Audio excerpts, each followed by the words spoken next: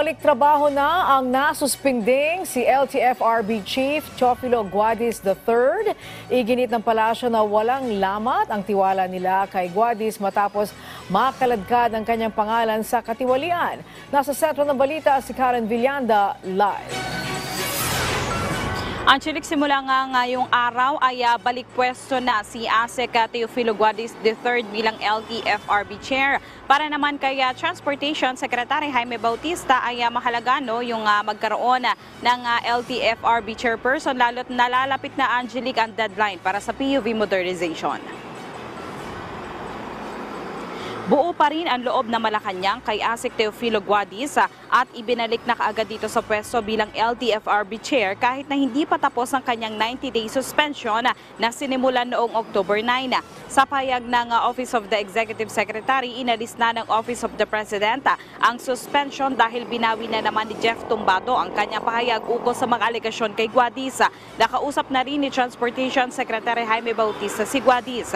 Para sa kanya, mahalaga ang pagkakaroon muli ng chairperson ng LTFRB dahil dapat na ring matutukan ang nalalapit na deadline sa consolidation ng PUV modernization sa December 31. Nanindigan ng DOTR na wala ng extension para rito. Narito't pakinggan natin ang pahayag ni Secretary Jaime Bautista.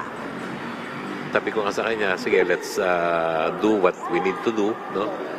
Because one of the deadlines is yung consolidation, no? Industry consolidation, which we want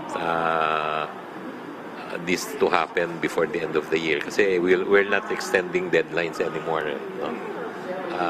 We want the stakeholders to organize into cooperative or corporation para they can work efficiently.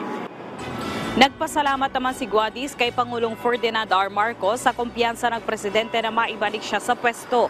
Nangako siya magkakaroon ng integridad at transparency sa kanyang pamumuno sa ahensya. Positibo rin ang reaksyon dito ng ilang transport group. Anila walang naging lamat ang tiwala nila kay Guadis sa harap ng mga alegasyon sa kanya. Narito't pakinggan natin ang pahayag ng Pasang Mazda. Ako mismo, personally, hindi ko alam yung iba, wala akong makitang pagiging lamat sapagkat hindi naman napatunayan na sangkop siya sa mga katiwalaan diyan sa LTFRB, kundi lahat ng statement nitong si Tumbado ay kanyang binawi na pawang hindi totoo. Kanya, ito, siya na contempt dahil sa kanyang kasinungalingan na nagdamay pa ng mga tao para lamang mapansin siya. Angelica, tumanggi naman na magbigay ng pahayag si Jeff Tumbado dahil nga sa hindi pa tapos yung kanilang hearing sa House of Representatives ukol nga sa issue. Angelica. Okay, so Karen, gumugulong pa rin ba yung kaso sa NBI kaugnay ng mga naisiwalat ni Jeff Tumbado?